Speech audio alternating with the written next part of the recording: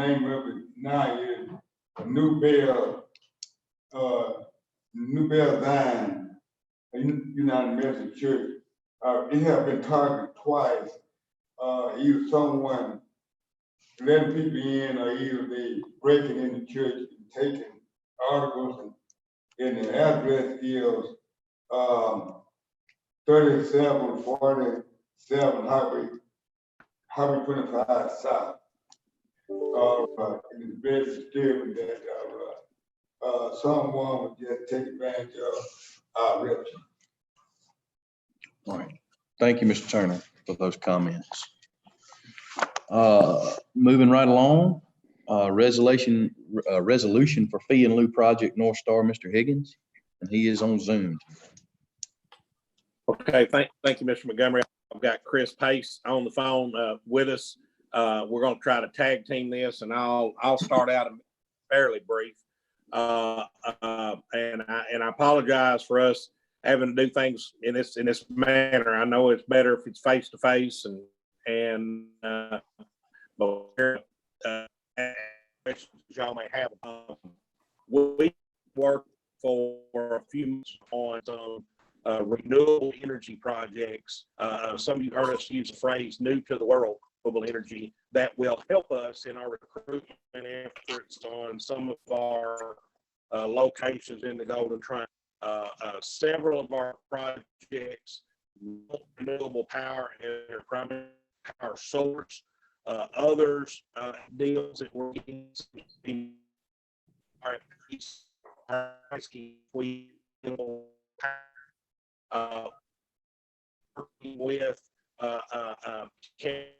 some of y'all might have read in the paper a couple months ago about a project that was announced for renewable.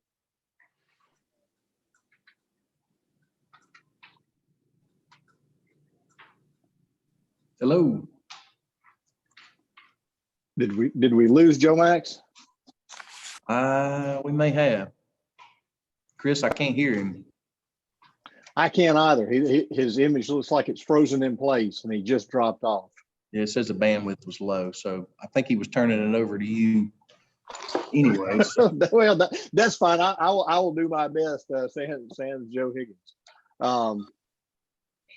We had submitted through Emily and the board attorney Rob Robertson last week the proposed resolution. We had a lengthy conversation with Emily and Rob sort of about the background of the project. In short, it's as Joe described it.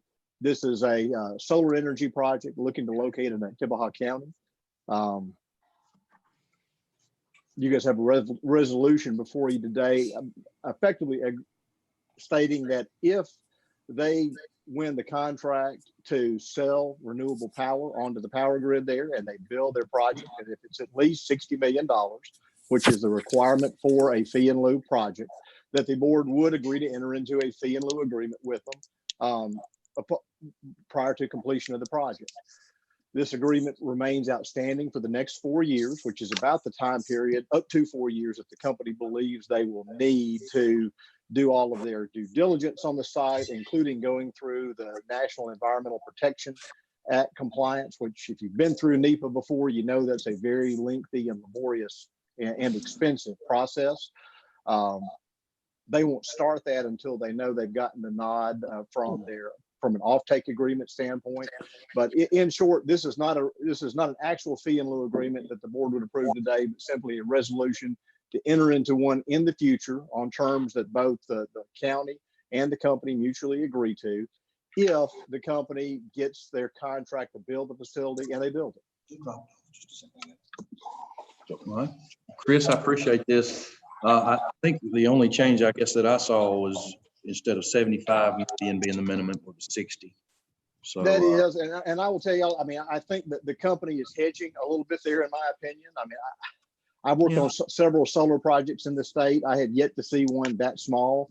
I mean, I think they want that leeway in there just in case, you know, their offtake contract is the smallest possible facility that would ever be built. I had yet to see one that's under $100 million. And if you look at what most of these companies are doing around the state and other parts in the Southeast, they're sort of, as these folks described to us, it is much more likely to be 150 to $200 million. And if they do a battery storage facility in addition to that, which is increasingly common, it could be north of $200 million. Yeah, I don't have any reservations. Well, I said the upside, Rob, is what we talked about last week. This is all sort of found money, if you will, to the county without any drain on county resources, meaning it does not require any county improvements, no roads, no bridge improvements, or the expenditure of any other public funds. It's just new incremental revenue. Expenditures, Right, yeah. zero. All right, Chris, I appreciate that. Any discussion from any board member on the matter at hand here? Yeah, I have. Do we have to do the Freeport warehouse agreement now? Can we do that later? Well, sir, just to be clear, it is a resolution intent to grant that in the future if it's even determined to apply. Here's the issue the company raised, and this has come up before. No company, to my knowledge, has yet to build a battery storage facility in Mississippi.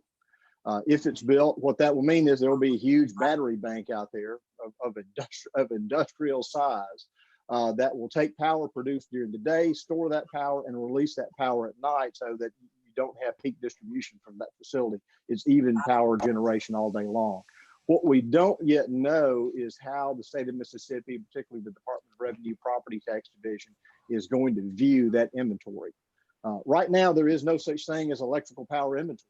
It doesn't exist. It's generated, goes right onto the grid, and is released. So this is a new and novel issue. What the company has asked is if the state were to determine that this is taxable inventory to the extent that that power is being sold outside of the state of Mississippi, the county would grant a Freeport exemption. Okay. I'll tell you, I don't think this is ever going to come. I don't see how you really tax as inventory electrical power out there on an average basis all year. But I think the company was just looking for some comfort there if it ever became an issue. Okay, I'm satisfied. Any more discussion? All right. If not, you've heard the request from Joe Mack and Mr. Chris as well on this resolution on fee in lieu on this project. So I need a motion and a second to approve this resolution. Got a motion by Supervisor Trainer, second by Supervisor Howard. Any more discussion on the matter? If not, all in favor? Aye. Aye. All right. Brickley, I think you said aye. Okay. I did. Motion carries. All right. Thank you so much. All right. Motion carries 5-0 then. Well, thank y'all very much. Emily, congratulations on pulling off a Zoom call this morning. Thank y'all, Emily. Thank you. See you, Joe. Thank you, Chris. Thank you. All right. I think they're gone now. All right. So we're going to move right along as a request to sell equipment. And this came from our fire coordinator, Mr. Patrick Warner. And it's the old 87 Ford 800 pumper from Maben. It is, this will give him the right to sell this, a request to sell it. So, and it is an outdated unit. Second. Motion by Supervisor Howard, second by Supervisor Williams. Any more discussion? All in favor? Aye. Aye. Aye. Motion. All right. Thank you, Brittany. I got you. Motion carries unanimous on that. Moving right along to Chancery Clerk business, Ms. Houston. I don't have anything at this time. And now, Ms. Emily, you're on Zoom County Business Administration. If Sharon's going to present my stuff since she's there in person. Okay, the first thing that we have from the administrator on county business is the payroll changes. They should have been in your packet. Any discussion on the payroll changes? If not, I need a motion to approve payroll changes. So moved. Motion by Supervisor Trainer, second by Supervisor Howard. Any more discussion? All those in favor? Aye. Motion carries unanimous. And the second thing is the invoice on Pritchard Engineering on the Silver Ridge Bridge for $20,395.41. You heard the request. I make the motion. Motion by Supervisor Miller.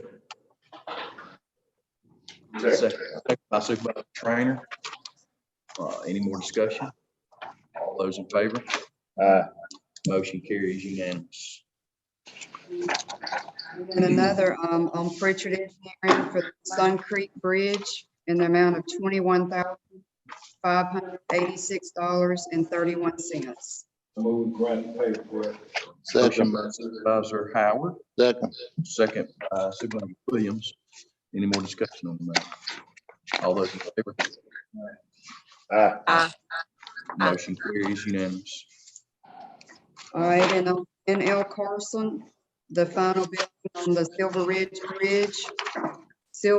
Road Bridge, $9,097.32. All right, I'll make the motion if they're finished. okay. Motion by Supervisor Miller, second by Supervisor Trainer. And like I said, she added it finished. So any more discussion on the matter? All those in favor? Motion carried unanimous. Okay, and then for N.L. Carson, the partial Sun Creek Road intersection for $6,389.86. We'll do that. Go ahead and do that. Courthouse Road intersection. Oh, I didn't have that one. Should have been. This right here. But we got both of them. First, we'll do the NL Carson's. It was on the partial on the Sun Creek Road bridges. Yeah, that was that first bridge, and so we're following up along the road. Got a motion, Supervisor Howard. Second by Supervisor Williams. Any discussion on that? All in favor? Motion carries unanimous. Aye. All right, I got you. Oh, I'm Rick. sorry, that one was on the Poorhouse Road intersection. No, that was the Sun Creek Bridge. The design on the Poorhouse Road intersection is 63. Any discussion on that? Is that gonna, That's pertaining to the light, I believe. That's correct. Yes. Yeah. Supervisor Miller, I think you were speaking on that. I Yeah. just wanted to make sure that the bids were still gonna open. Was it the 5th that they're scheduled for? Will you ask Miss Emily?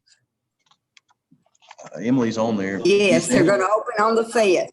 They're Okay, gonna open on the, Okay. That one right there, the 6389.86. We've already approved all of those. This one too. Okay, so as long as they're gonna open on the 5th, then I think we'll be fine. Yes, I'll Okay, make the so motion. got a motion by Supervisor Miller to approve the design services on the Poorhouse Road intersection. Got a second by Supervisor Howard. Any more discussion on the matter? All those in favor? Aye. Motion carries unanimous. And then, the order of approval for a budget amendment for the Sheriff's Department and the jail for the grant. Motion for approval. Motion by Supervisor Howard, second by Supervisor Williams. Any more discussion on that? All those in favor? Say aye. Aye. Motion carries unanimous. And that's all for administration. If Emily, did I leave anything out? The jail here. The grant. I didn't. I think you have another one for some vehicle repair. I don't know whether we discussed that one or not. you got everything I had. Okay, thank you, Emily. That's vehicle repair and maintenance. Vehicle repair and maintenance. Where is this at now? That's not all. He did that when, that was the law.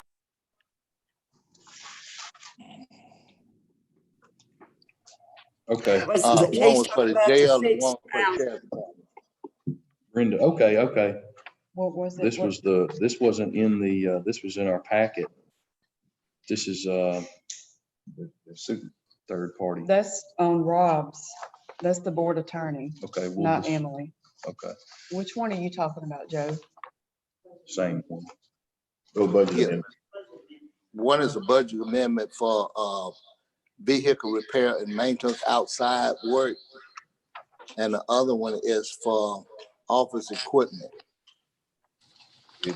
One is, Those are the budget. if you've done both of them, that's fine.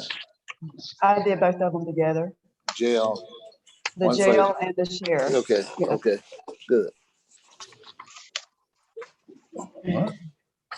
Moving along. Board Second Amendment by motion. This is a kind of a revision back to the amendment resolution. We never did vote whether or not we wanted to accept the last changes that I made. Any discussion or costs that would be associated back to the county, or any implication that we would be trying to go over and above what federal or state guidelines is concerned have been taken out of that resolution. The only thing that the resolution is suggest that the county is in a strong proponent for. All it does, it's not a, it would not, the resolution, how we have written it, would not suggest in any way, shape, or form that you're trying to go over and above any kind of legal dynamic that we currently have. So this is up to this board as to how y'all want to approach it, but I didn't want to leave it floating around out there. I just wanted y'all to have an opportunity to vote yay or nay, or how you wanted to do it. Okay. All right. So I need a motion either to Accept table or- or to accept. I had two main concerns, both of those that been addressed. One of my concerns, the original resolution stated that we expend funds to fight any rulings that came down from federal or state. That's been removed. And also, stated that we would fight any rulings that came down from state, so that's been removed. So those are my two main concerns. I am a proponent of Second Amendment. Wasn't a proponent of fighting and rulings that came down. So I'm any more discussion on the matter? I need a second. All right. You want to make a motion? Miller, Brickley. Okay, go ahead, Supervisor Miller. I was just saying, I'll second that motion. Okay, so motion by Supervisor Howard, second by Supervisor Miller. Any more discussion? All those in favor, say aye. Aye. Nay. Any nays? Nail. You're a nay? Okay, so 3, 4, and then 2 against. That would be Trainer and Williams, nay. Okay. All right. Legal motions. 2 seconds. Sure.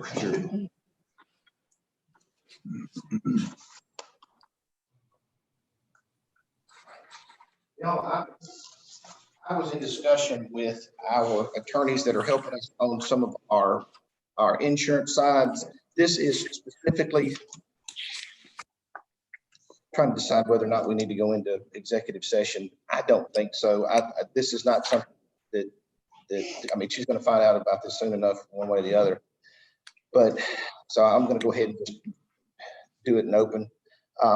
This is a motion that I'm getting, I'm asking permission to allow our insurance carrier to motion to leave to file for a third-party complaint.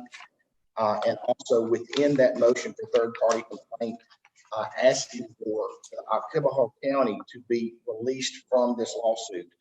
Specifically, this is tied to the Brenda Raines rent issue where her car had been damaged. When she originally asked or did her complaint. She basically sued the county. Well, it's our position that we're not responsible for that. This is a contractual issue that Site Masters Construction had that we're actually doing the project. We really didn't have anything to do with this. So our motion would be to put Site Masters in our place and ask for us to be removed from the actual case. Does that make sense? In other words, it would be makes sense. she would be, or there, whoever her, I get that, you can say she would be suing. Site Masters. Now, this has to be approved by the judge. Yes, sir. You make that I do motion. that motion. Yes. Okay, so we got a motion by Supervisor Williams, second by Supervisor Howard on that. Any more discussion on the matter? Not. All those in favor? Aye. Aye. Motion carries unanimous. Thank you. I think that's all I have. Does that take care of both of those then? It's just, they were all tied to the same thing. One was the third party complaint, one was the motion. Okay. Thank you so much, Rob. All right, county business, we have the Starkville Library Board appointment, Supervisor Williams. Yes.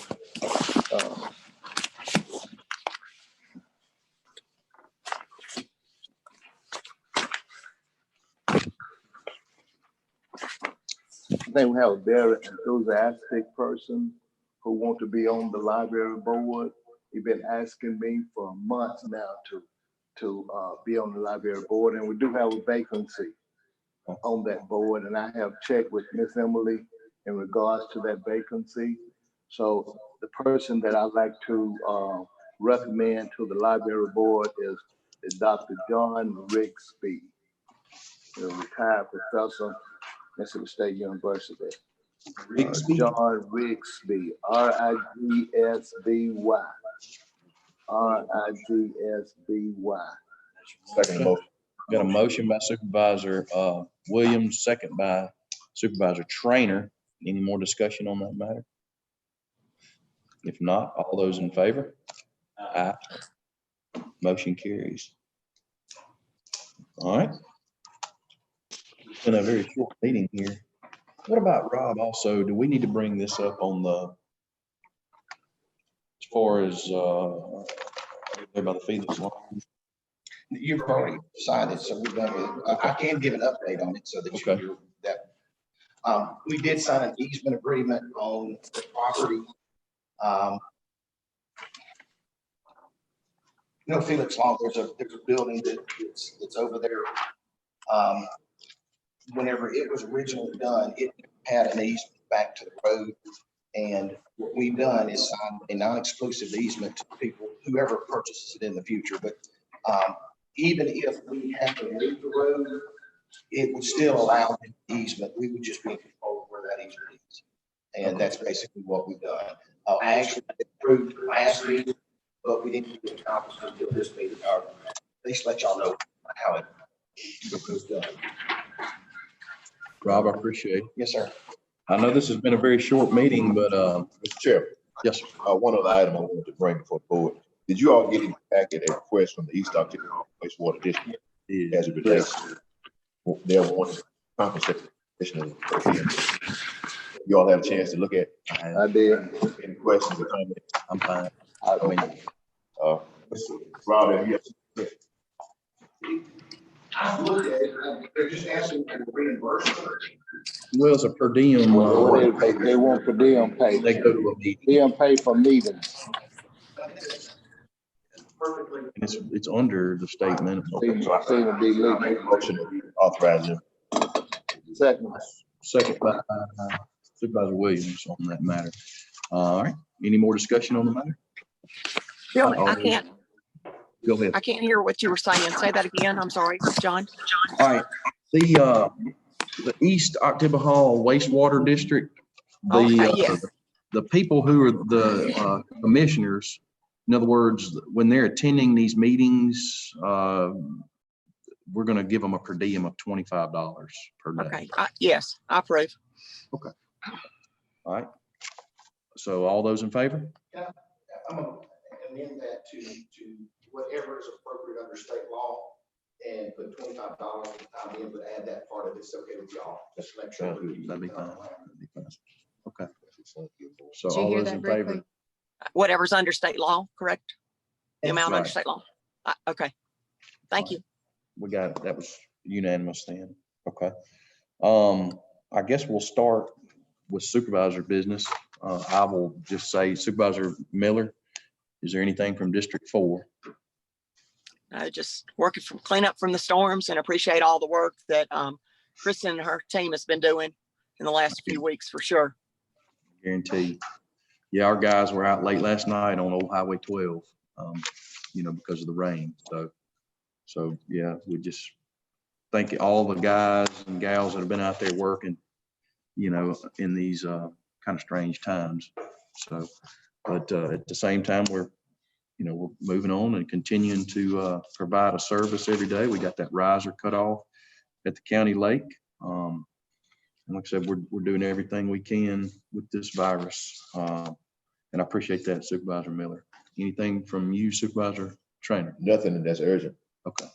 Supervisor Howard? I don't have anything, but I would like to offer Kristen an opportunity just to update us on how things going in the county with the virus, weather and things like that. Sure. I got our numbers for today. Can you hear? Can Can you hear? I can hear y'all. If she comes up to the microphone, I'll be able to. All right, I'm we're gonna gonna get put her her to on come my on. laptop. Okay.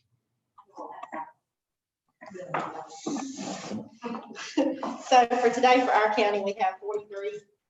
There's 4,512 in Mississippi, 169 deaths, and still only 2 deaths from Y'all County that I've got. I did see some reports this morning from media that there was an additional, but I can't confirm that. We only have 2 in long-term care facilities. That's all we've got for today. The highest number I saw reached this weekend, we had 300 rise on Sunday in the state. That was the highest number I think I've seen in prison since we started. That's all I've got for COVID. I mean, we're still doing what we're doing.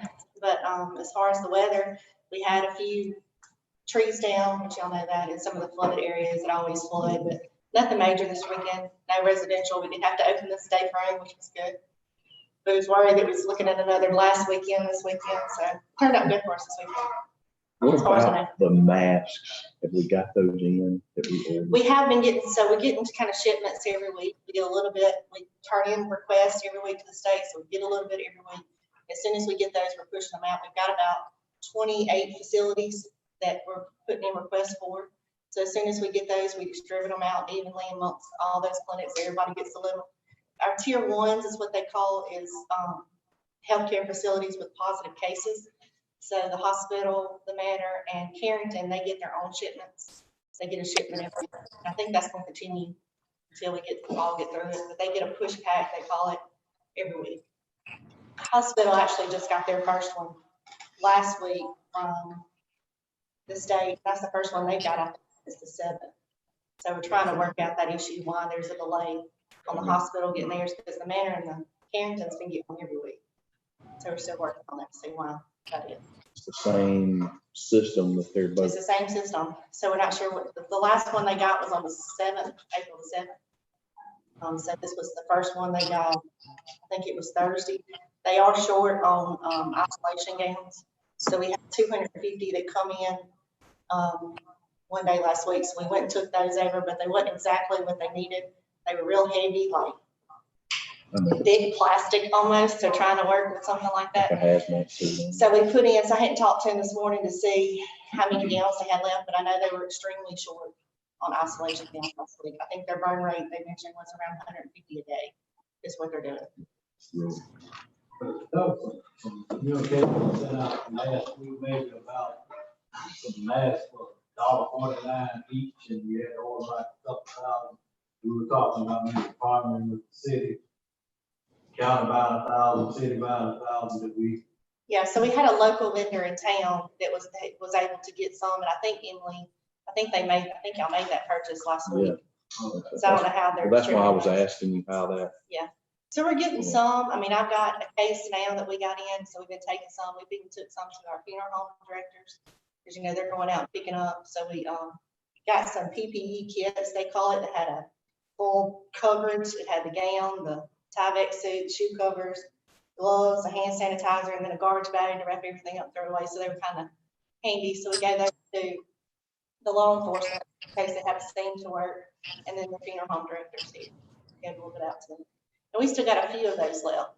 I've got a few masks left, so if anybody needs any masks, but we've been trying to distribute them out. But then I hold about 5 boxes back, just in case I have somebody come up that hadn't called before. We had 2 facilities like that last week.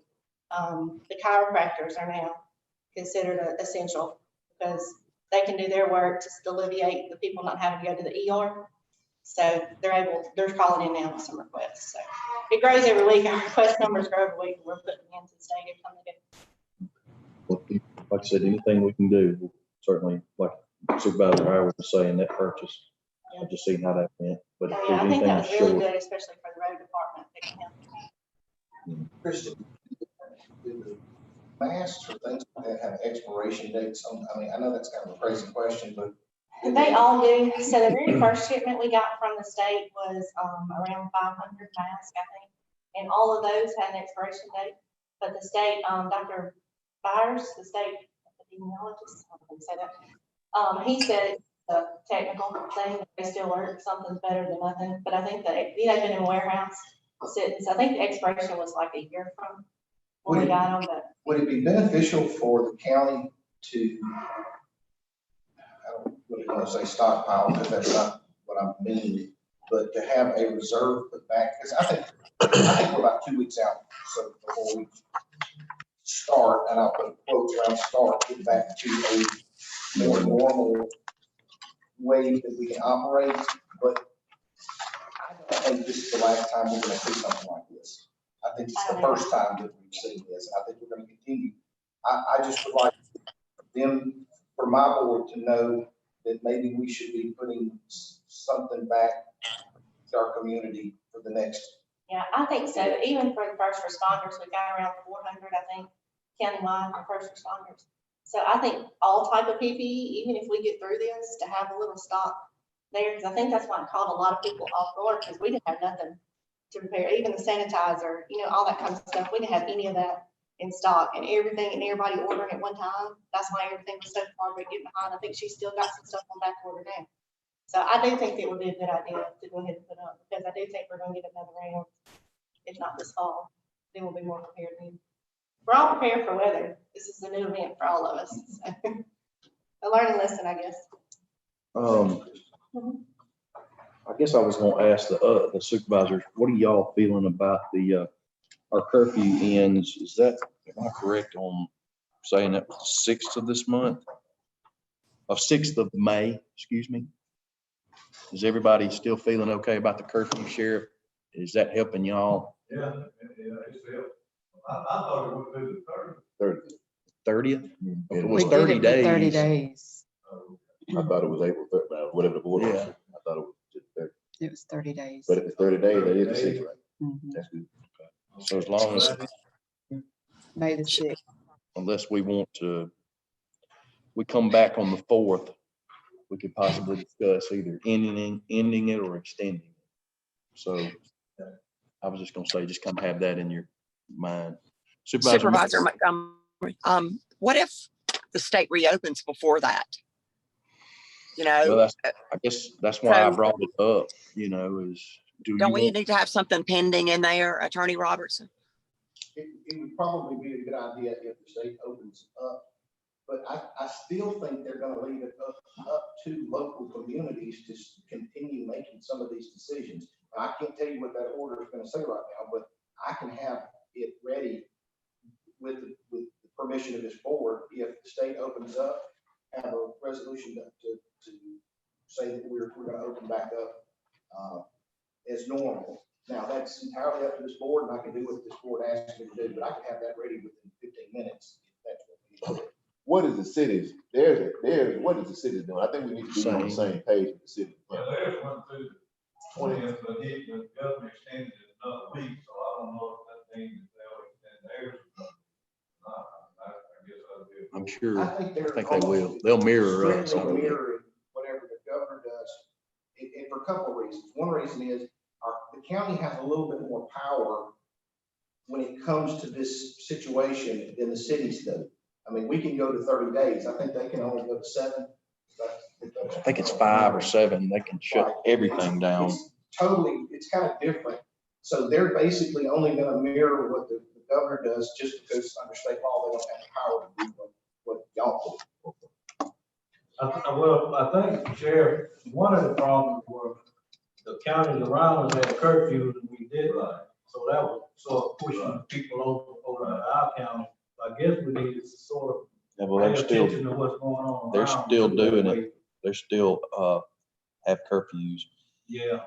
I guess to like what the reason I brought it up is like what Supervisor Miller just said, is that in the event the state does open it back up, y'all want to put a provision in there that, you know, when you know that term "open up," that's you know what I mean. Raw. Yeah, I know what you're saying.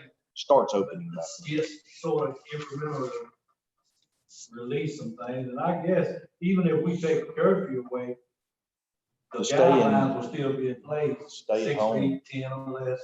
You know, I think the problem was the curfew came in because people were still wanting to party late at night.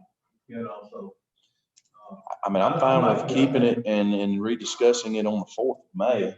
I mean, I just thought I'd bring it up for everybody to have a fair shot at what they thought about it. Any more discussion on that? Y'all just want to keep it in place how it is? I think we're going to keep it in place, Supervisor Miller, how it is, unless anybody feels differently. So, but we'll come back on the 4th of May then, and we'll rediscuss the curfew. And between now and then, we'll have a lot to say about what we do, I'm sure then. So if not, I need a motion. And Supervisor Williams. Go ahead, Supervisor Williams. Christie, I know you probably familiar with the policy that FEMA has in relation to purchase and distribution of food for eligible needy families. I replied to your email this morning. I'm not sure about food getting reimbursed for homeless.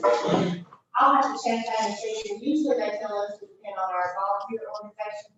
Right. Locally, but I hear like the United Way of Elder Triangle, they got a group together to do that. There's several different organizations, but I'll have to check on that. I've never heard that you can purchase food for and get reimbursed. I'll check and see. I can give you the FEMA policy number. Okay. That's 104-010-03. That's FEMA policy 104-010-03.